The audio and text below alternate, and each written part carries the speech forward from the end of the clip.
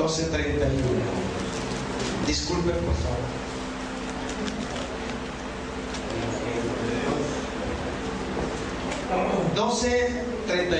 Amén. ¿Lo tenemos, hermanos? Amén. ¿Qué dice? Procurad pues los dones mejores, mas yo os muestro un camino más excelente. Vamos a leerlo una vez más, por favor, leemos todos.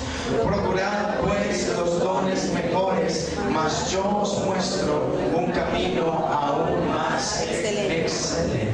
Vamos a orar al Señor en esta mañana y que sea el Señor hablándonos en el nombre del Señor y que sea el Espíritu Santo mostrándonos cuál es el propósito de su palabra en nuestra vida en el nombre del Señor. Señor Jesús, que estás en los cielos, háblanos de una manera especial.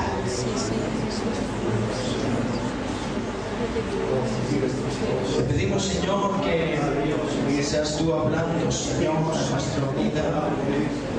Háblanos del corazón conforme al propósito que tú tienes con cada uno. Yo no conozco cómo viene tu pueblo, pero tú sí lo sabes. Te ruego, Señor, que derrames de tu poder de una manera especial en el nombre de Jesús. Amén, amén. Una alabanza al Señor.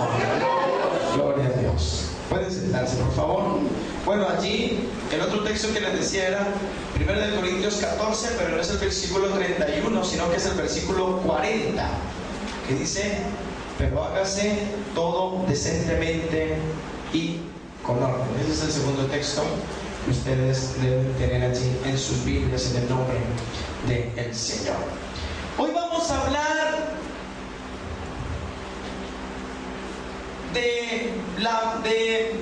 vamos a hablar de la iglesia, pero más concretamente de uno de los temas que hasta a mí me han impactado cuando yo comencé a trabajar en este sermón. Yo me quedé, como dicen aquí, anonadado, porque la palabra de Dios es profunda y pude comprender algunas cosas que quiero compartir con ustedes en el nombre del Señor. Hoy vamos a hablar de el equilibrio espiritual de una persona cristiana. Nosotros no le podemos pedir santidad a una persona del mundo. Amén. ¿No? Pero tampoco le podemos pedir a una persona cristiana que peque. Amén. Son extremos. Una persona cristiana debe ser una persona equilibrada, espiritualmente hablando. Claro que está. Cuando estamos hablando de espiritual, vamos a hablar de, hay varias fases de hablar del equilibrio de la vida espiritual. El hombre que ora, el cristiano que ora, debe ser constante en la oración.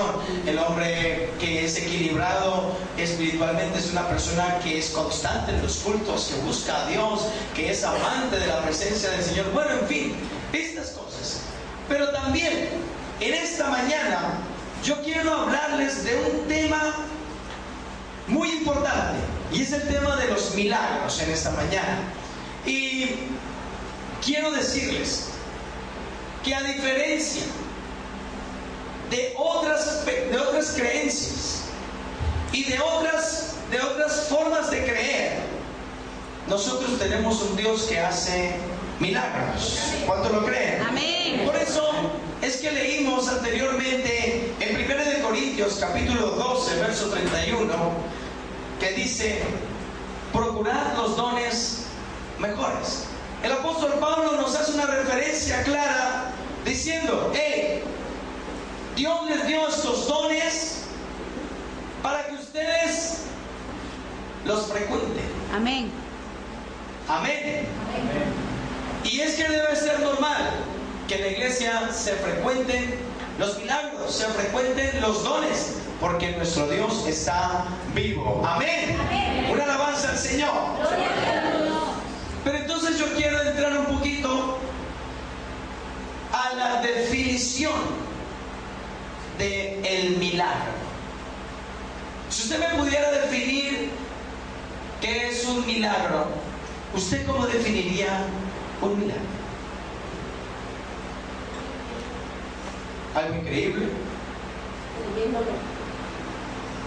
Se recibe el milagro creyendo, pero ¿qué es un milagro? Suceso fuera de lo normal, Sobrenatural. Es un suceso fuera de lo normal, ¿no? Sobrenatural. Cuando estamos hablando de milagro, y hasta hasta hacemos un chiste, ¿no? Hacemos chistes con eso. Uy, qué milagro verlo, ¿no? Como no es normal verlo aquí, qué milagro. Entonces, cuando me dicen eso, hermano, siga creyendo en los milagros, porque los milagros existen. Gloria al Señor. Aquí es lo que yo voy. Quiero que ustedes entiendan esto, porque el milagro nosotros lo definimos desde nuestro punto de vista natural. ¿Por qué? Porque en nuestra vida natural está regida por lo que Dios manda, ¿sí o no? Y debemos entender esto. Dios es el que dice salga el sol, Dios es el que dice salga la luna, Dios es el que dice llueva, Dios es el que dice vea, llévele este alimento a esta persona, Dios es el que pone en el corazón venir a la iglesia, Dios es el que gobierna todo el mundo. Él es el Señor de los señores y el Rey de reyes. ¿Cuánto lo creen? Un aplauso al Señor en esta mañana.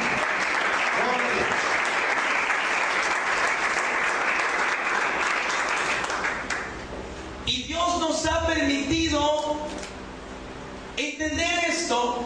Dios me ha permitido entender esto porque me pareció algo impresionante. Por eso es que Dios no se impresiona de los milagros, pero nosotros sí. Porque Él es Dios y Él lo puede hacer. Pero ¿cómo en el cielo, dentro de la divinidad de Dios, ocurren los milagros? Muy sencillo. Dios define el milagro, Dios, no nosotros, como un cambio de alteración a algo que es natural. Vea usted, el pueblo de Israel necesitaba salir y se encontró con el mar, pero Dios había hecho un cronograma para el mar: olas, olas, olas y olas, y todo el mundo se acostumbró a ver olas y olas y olas. Pero Dios decidió cambiar el curso de la historia diciendo: no, ya no van a haber olas, ahora usted se va a abrir por la mitad y el pueblo va a pasar por medio. ¿Me están entendiendo esto, hermano? Porque el milagro es algo que Dios hace y que Dios es capaz de cambiar el curso de lo natural para que puedan ver que Él es el dueño y Señor de todo lo que hay. Gloria a Dios. ¿Cómo ustedes pueden entender esto? Que del cielo llueva pan. ¿Ustedes pueden entender eso? Tengo hambre. Ah, bueno, el pronóstico de hoy es que va a haber un aguacero de pan. Y por eso, sí.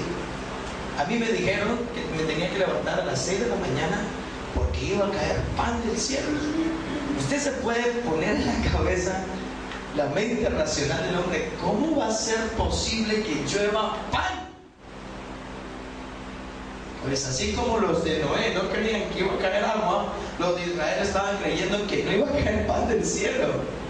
Pero cayó pan del cielo. Amén. Y ese pan del cielo no cesó hasta que el pueblo de Israel entró a la tierra prometida. 40 años lloviendo pan. Eso es un milagro. Amén. Aleluya. Otro milagro. El pueblo de Israel tenía sed. Y en el desierto, díganme dónde se puede encontrar agua. Ustedes han oído acerca del oasis. ¿Qué es el oasis? Es un desierto. El oasis es un conjunto de palmeras que se levantan en medio del desierto. Y cuando se levantan palmeras, de seguro que allí hay agua. De seguro. Entonces, mi padre tuvo la oportunidad de estar en el desierto del Sahara. Y él me decía que allá no se ve nada de nada, de nada, de nada. Piedras y piedras y piedras y piedras. Arena, arena, arena. Sol, arena. Más de 60 grados de temperatura a la sombra. Caliente eso. Y el pueblo de Israel, normal que tuviera sed. Yo siento aquí la presencia del Señor. Amén. Y se le acercan a Moisés: Moisés, en este desierto nos trajiste, tenemos sed. Ah, bueno. Y Dios le dice: pégale a la roca. ¿Cómo le va a pegar? Es que, para que ustedes entiendan que el pensamiento humano es limitado, pero Dios es capaz de cambiar esa naturalidad para que se den cuenta de que de lo natural puede ocurrir un milagro. Pégale a la roca. Señor, pero ¿cómo se te ocurre a ti que yo pegándole a la roca vaya a salir agua? Pégale a la roca. Bueno, obedezca. Le pegó a la roca y explotó esa roca y salió agua. Eso es un milagro. Otro milagro impresionante. Por ejemplo, está Elías: Señor, si tú eres Dios, haz que fuego caiga del cielo. ¿Pero cómo va a caer fuego del cielo? Estoy hablando desde el punto de vista agnóstico, porque el agnóstico se rige a lo que ve, a lo que sus sentidos perciben, no puede ver más allá. Aleluya. Pero es que Dios le demuestra al agnóstico, al ateo, al que cree que no existe nada, que hay un Dios que toma control de todo. Y yo le quiero decir en el nombre de Jesús que Dios hizo descender fuego del cielo. Hubo un hombre que se paró con fe, llamado Josué. Y ese hombre llamado Josué dijo: Sol, detente en Gabaón, porque estaba anocheciendo y necesitaban acabar con sus enemigos. Y estaba anocheciendo, y Josué, con la autoridad de Dios, le dijo: Sol, deténgase. Se detuvo el sol. ¿Será que Dios no es capaz de hacer milagros en vida? Amén. Amén. Dios. Nuestro Dios, escúchenlo bien, es un Dios vivo. ¿Cuántos creen eso? Amén.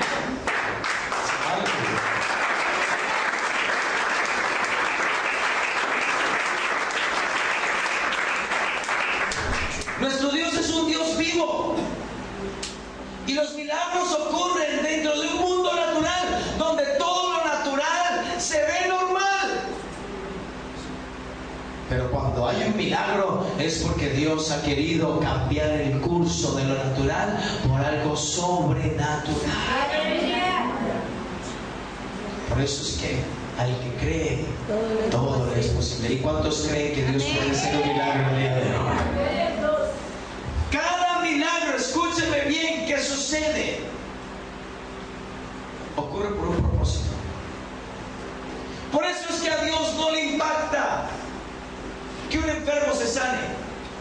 Usted se da cuenta que Dios nunca estuvo en la celebración de un milagro en la Biblia. De hecho, dice la Biblia que Dios nunca buscó los milagros, nunca.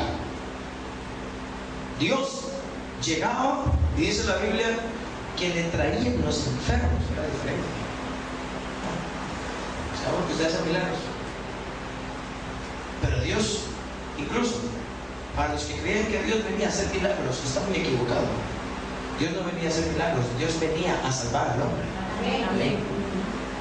Y si usted entiende esto, déjeme decirle que Dios utilizó los milagros para que la gente creyera que Él era Dios, para que la gente creyera que ese hombre que hace milagros era el único capaz de cambiarle la vida al hombre. De hecho, ustedes no se acuerdan cuando cayó, dice la Biblia, que Jesús estaba enseñando y se abrió el techo y bajó un paralítico. Amén. Un paralítico. Y Jesús muy sabiamente dice: ¿qué es más fácil? Señores, porque Jesús tuvo muchos enemigos, los llamados fariseos. Y los fariseos están mirándolo y juzgándolo injustamente. juzgando al que todo podía cumplir cuando ellos no podían cumplir ni una sola letra de la ley. Entonces Jesús muy sabiamente le dijo a los fariseos: señores, ¿qué es más fácil? Díganme. Decirle a este paralítico: levántate y anda, o decirle a este paralítico: tus pecados te son perdonados. ¿Qué es más fácil? Yo les pregunto a ustedes: ¿qué es más fácil? ¿Usted puede perdonar pecados? Es fácil. Y que yo levante un paralítico, ¿qué es más fácil? Las dos cosas son difíciles. Pero Jesús no venía a sanarlo, Jesús venía a salvarlo. Por eso es que Jesús lo primero que dijo fue: tus pecados te son perdonados. Yo te perdono los pecados. ¡Aleluya! Un aplauso al Señor por esta mañana. ¡Aleluya!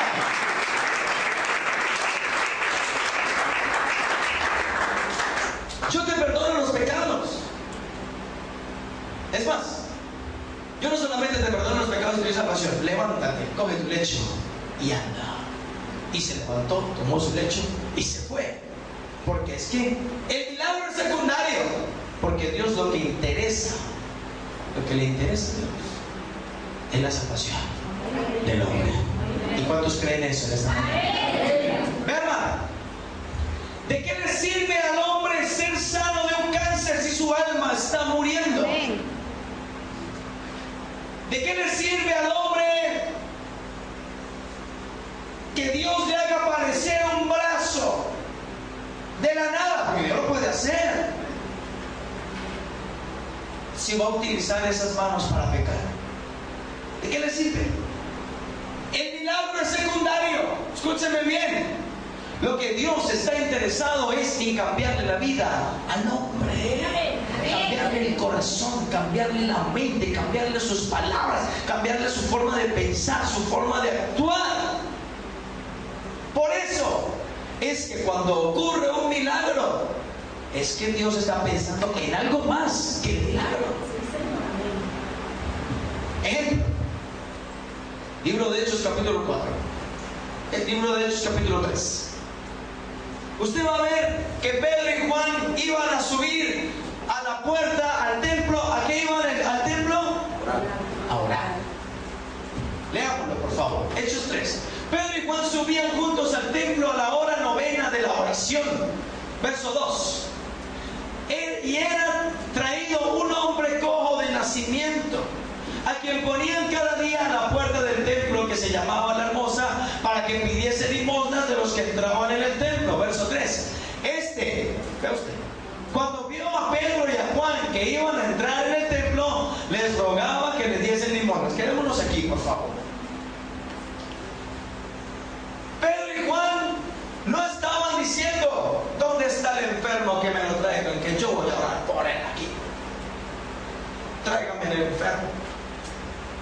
Hay pastores que dicen: tráigame el enfermo que yo lo sano. Hay gente que dice: tráigame el endemoniado que yo... ¿Dónde está el endemoniado? Y hay gente, hermano, y se lo digo en el nombre del Señor, hasta a mí se me escaramuza el cuerpo, que estando en oración dice: que se aparezca Satanás para reprenderlo. Y los conozco, y como que están más pendientes de la presencia de Satanás que de la misma presencia de Dios, porque creen que es algo. No, hermano, el milagro ocurre cuando Dios permita que ocurra, en primer lugar. Amén. Nosotros no venimos buscando milagros. Amén. Escúcheme bien. El milagro ocurre porque hay algo que va a pasar de parte de Dios. ¿Me está entendiendo esto, hermano? ¿Qué pasa? Pedro y Juan iban a subir al templo a orar, a buscar la presencia del Señor. Su vida normal había cambiado ya. En vez de estar pescando, ellos iban a buscar la presencia de Dios, a estudiar la palabra, a seguir aprendiendo del Señor y a seguir predicando el poder del Espíritu Santo. Se encontraron con un cojo de nacimiento, y el cojo de nacimiento les dice: denme el dinero. Bueno, dice la palabra del Señor. Aleluya, yo siento aquí la presencia del Señor. Cuando vio a Pedro y a Juan que iban a entrar al templo, le rogaban más. Verso 4. Amén. Diga eso. Mira. Mira. Diga otra vez, míranos. Eso es. Verso 5. Entonces él les estuvo atento, esperando recibir de ellos algunos millonarios. ¡Wow!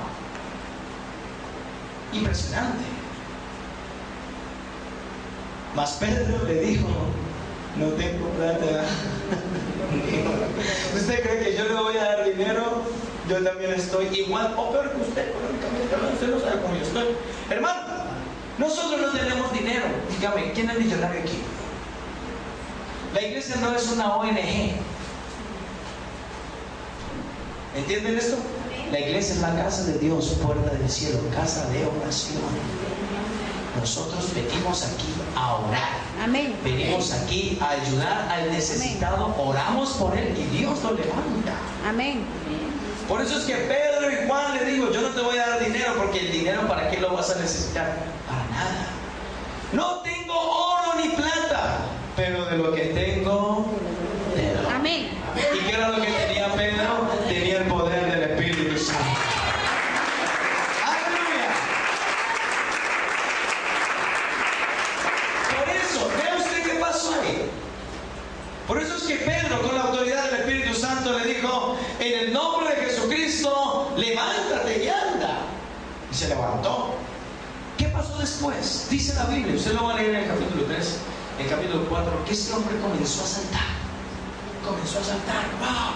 Y la gente que había visto a ese cojo se quedó: ¡wow! Está saltando el cojo.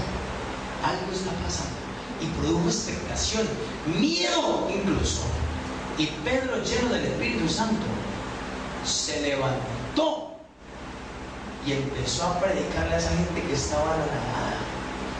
Y empezó a decirle: señores, este hombre que ven ustedes ahora saltando era cojo, pero Jesucristo lo va a levantar. Para eso pasa los milagros, para eso. Aleluya. Los milagros ocurren. ¿Cuántos creen que los milagros ocurren? Porque Dios tiene un plan. Vea usted qué tremendo plan Dios tenía con este cojo. Se levantó un cojo. Y al levantarse un cojo, más de 5,000 personas recibieron a Jesucristo y fueron bautizados en el nombre de Jesús. Por un cojo. Porque es que Dios, cuando sana a alguien, es porque hay un proyecto de salvación. Por eso, hermano, cada milagro que usted tiene, usted debe testificarlo, para que la gente crea que es lo que Dios es capaz de hacer. Por más sencillo que sea. Ay, yo no tenía dinero, pero Dios, yo metí mi mano en el bolsillo y apareció un billete de 5 euros. Amén. ¿A quién le ha pasado? Amén. Amén, amén. Fue Dios que se lo trajo para que usted pudiera hacer eso. Usted va a una persona inconversa, no tengo. Créale a Dios: vea, a mí me pasó esto. Y Dios utiliza ese simple testimonio para que esa persona conociese a Jesucristo. Aquí está la presencia del Señor. Dios le dio poder a la iglesia. ¿Cuántos lo creen? Por eso, escúchenme bien. Los milagros ocurren, pero ocurren cuando Dios lo permite. No cuando nosotros queramos. Porque a veces nosotros cometemos el grave error, escuchen bien, de ponerle un límite a Dios. Y aquí es donde yo quiero entrar en el nombre del Señor, porque debemos entender que Dios nos dio dones. ¿Cuántos creen en los dones? Vamos a leer la Biblia. Primera de Corintios, capítulo 2.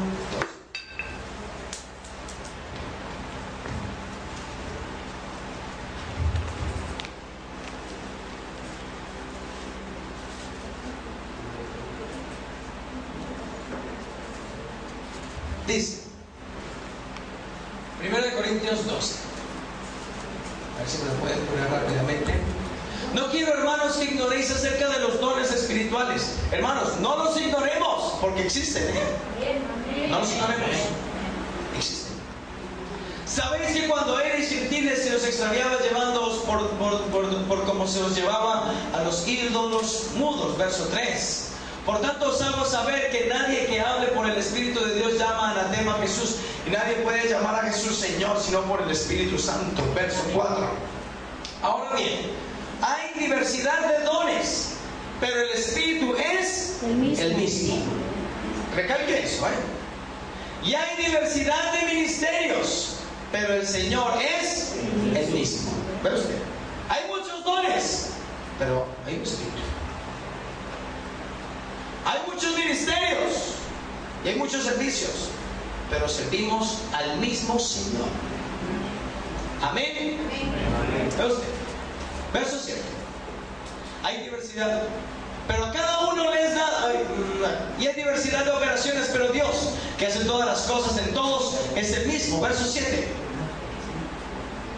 Pero a cada uno le es dada la manifestación del Espíritu para provecho, no para desgracia, sino para provecho.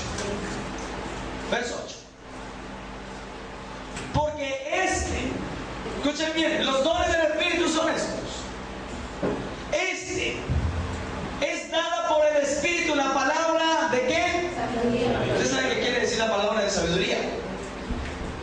La palabra de sabiduría consiste en un momento cuando Dios lo permite. Escúchame. Se le acerca una persona. Hermano, me pasa esto y esto.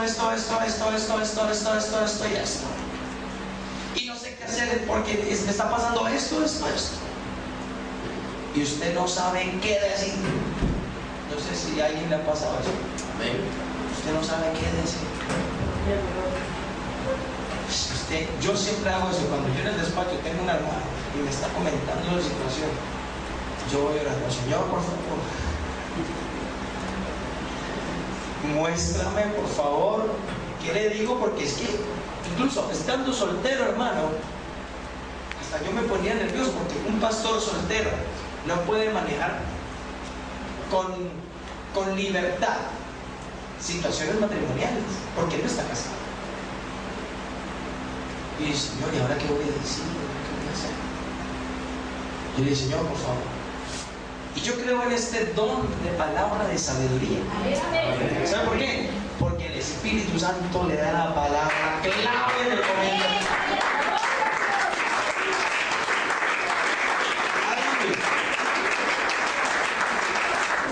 Y usted no sabía qué decir, y llegó el momento en que usted empieza a hablar y hablar y hablar y hablar, y la persona se queda callada y la persona dice: Pastor, gracias, hermano, muchas gracias, porque yo necesitaba escuchar esa palabra, porque esa era la que yo necesitaba.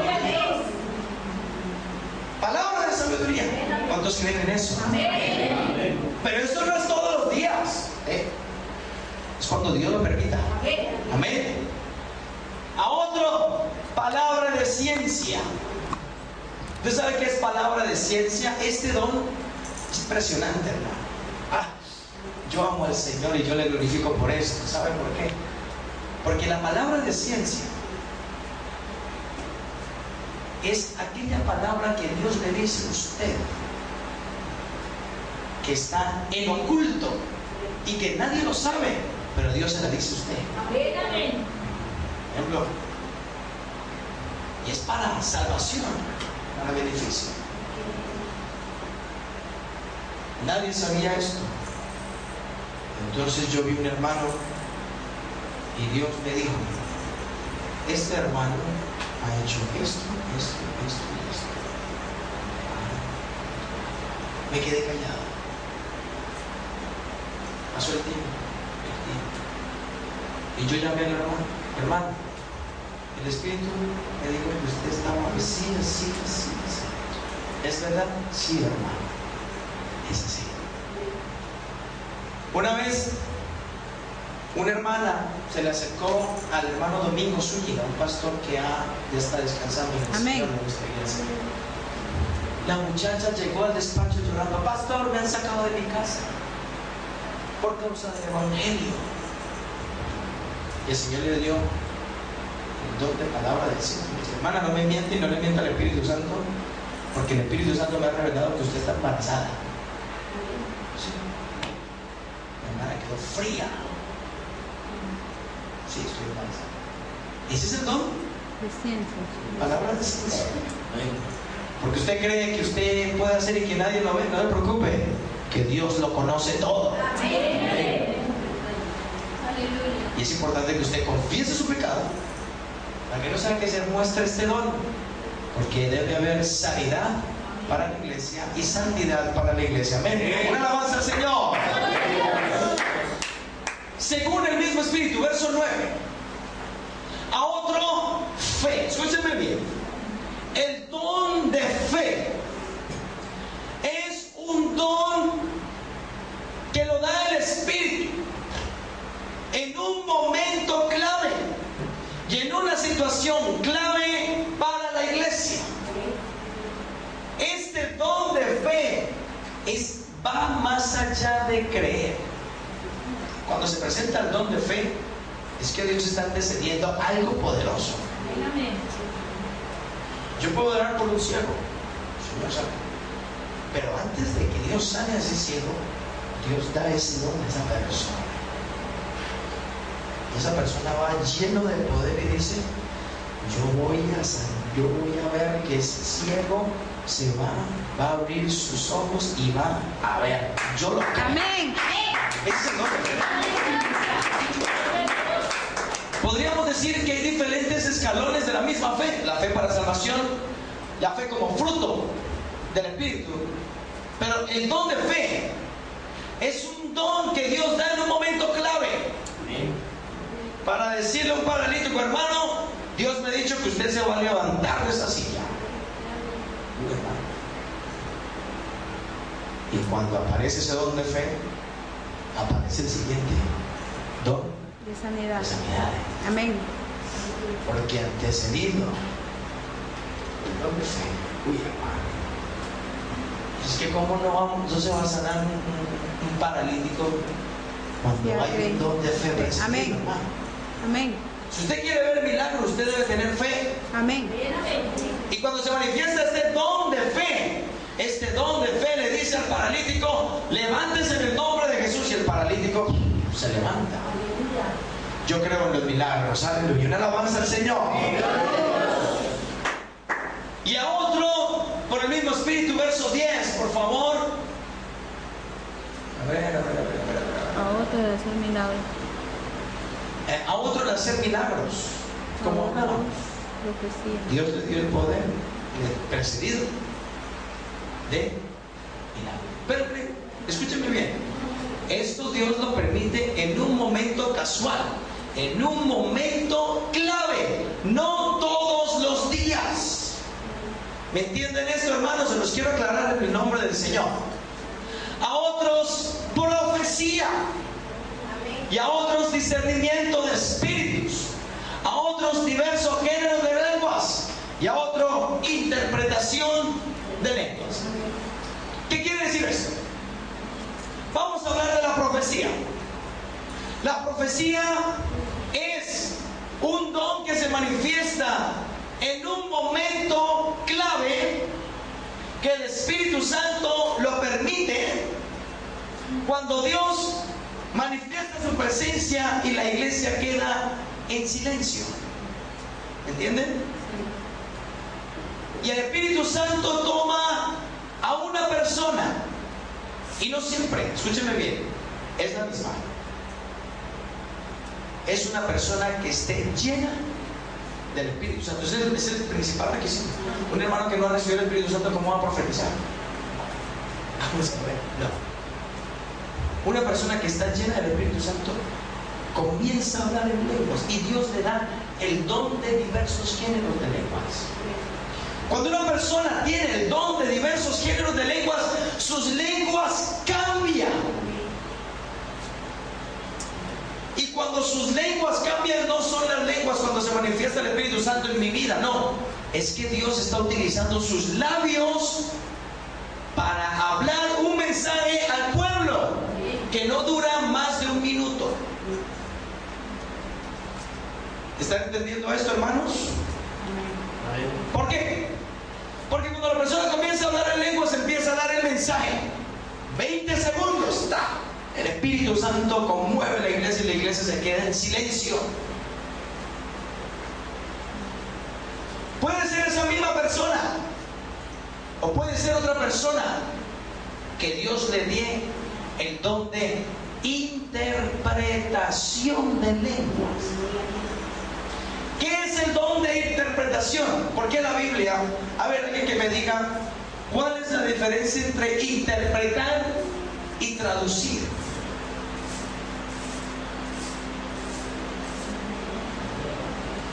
La traducción es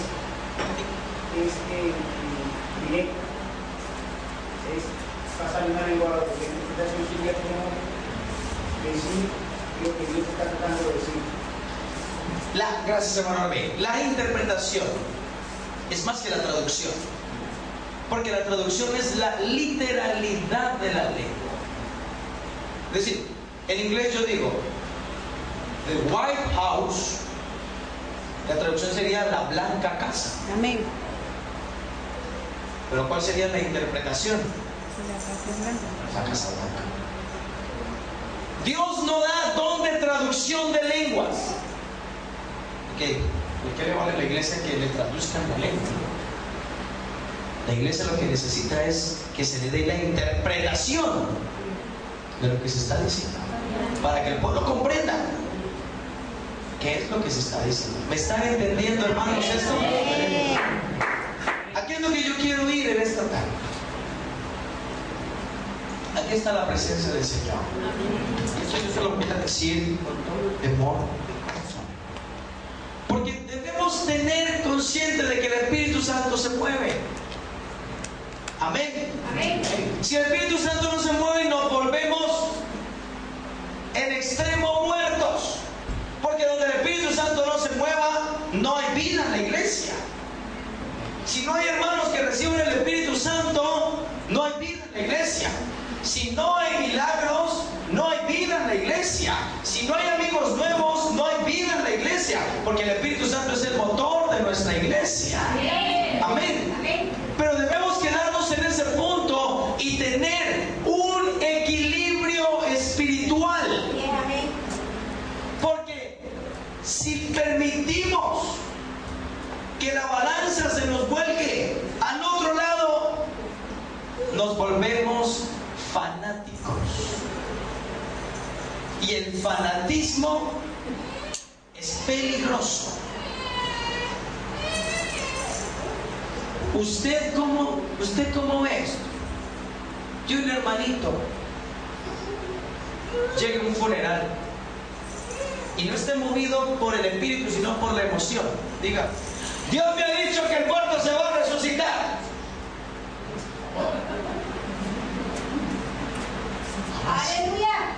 ¿Me entienden esto, hermanos? Que el paralítico venga, tráigame lo que aquí va a ocurrir un milagro ya. Un momento.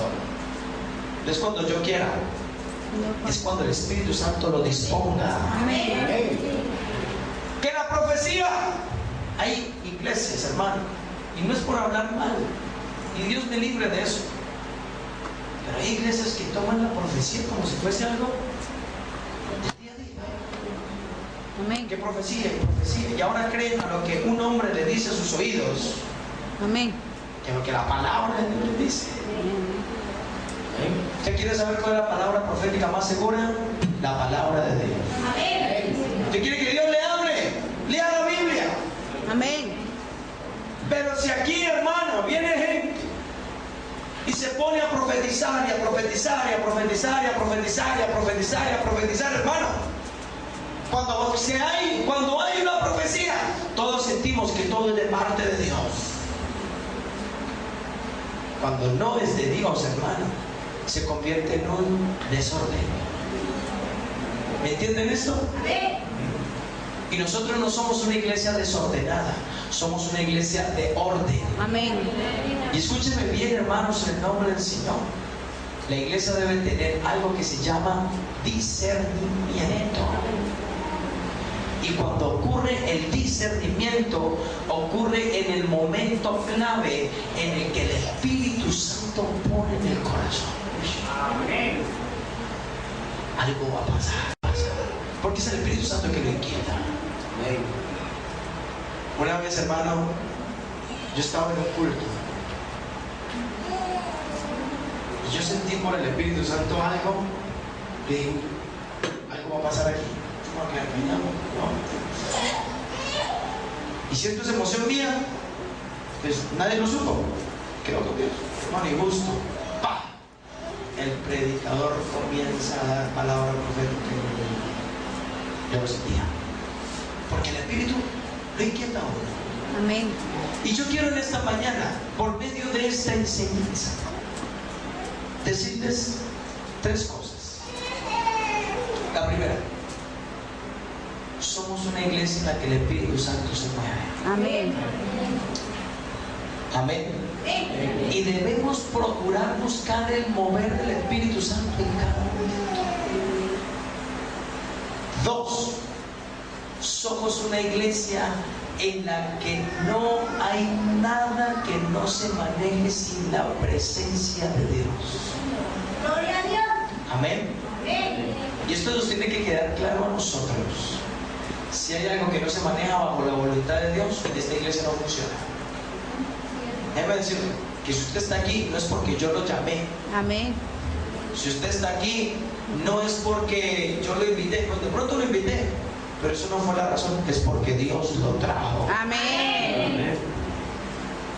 Si estamos vivos hoy, es porque el Espíritu Santo quiere hacer algo con nosotros. Y créame que no hay milagro más grande en el cielo que Dios cambie un hombre. ¿Sí quieres saber cuál es el milagro más grande? Un hombre drogadicto, un hombre cuyo hogar esté destruido y no haya nada que hacer en su casa. Que llegue Dios, le quite la adicción a la droga, le quite la adicción al alcohol, le cambie la vida y lo haga un hijo suyo. Eso es un milagro.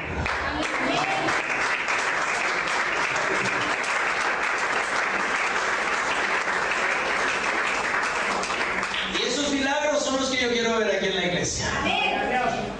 Usted puede creer un hombre que tenía una vida desordenada, después de años, que llegue a los pies de Jesucristo. No, que a mí nadie me da doblegar. Espérense que el Espíritu Santo le quiebra el corazón.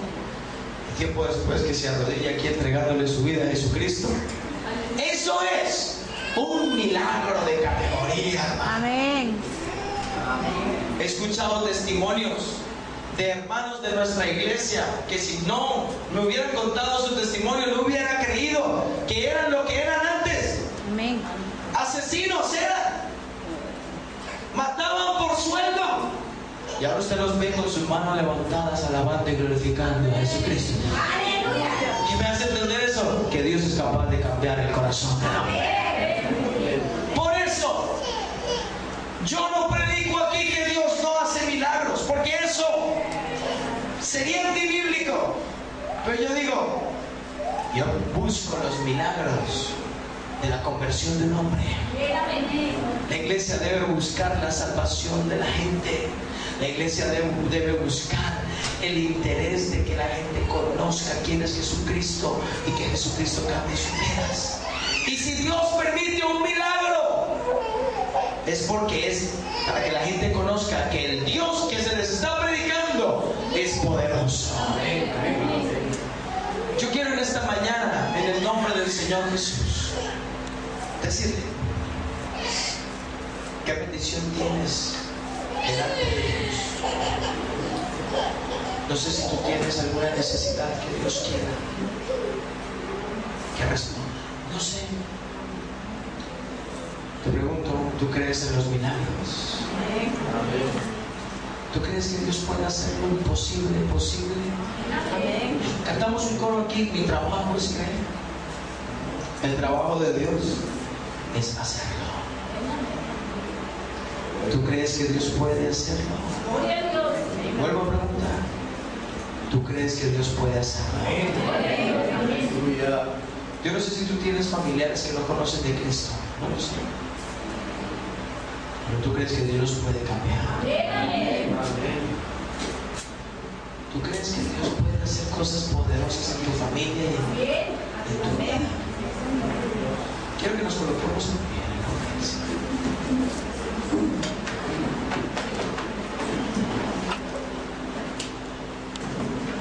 Yo creo que Dios puede hacer un milagro grande. Oh, aleluya. Gloria a Dios.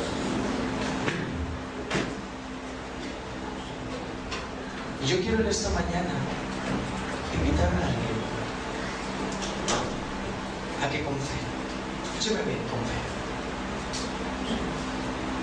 si quieres recibir un milagro de parte de Dios. Él conoce cuál es tu necesidad, Él conoce cuál es tu deseo. Quiero invitarte que pases aquí adelante a este altar sencillo.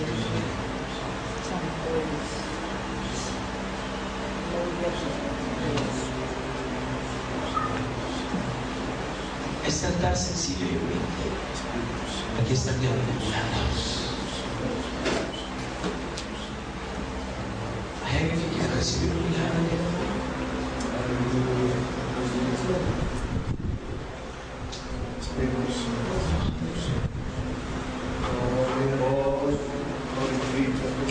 ¿Hay algún amigo que le quiere entregar su vida a Jesucristo en esta mañana? Yo quiero invitar a los hermanos diáconos de nuestra iglesia, por favor.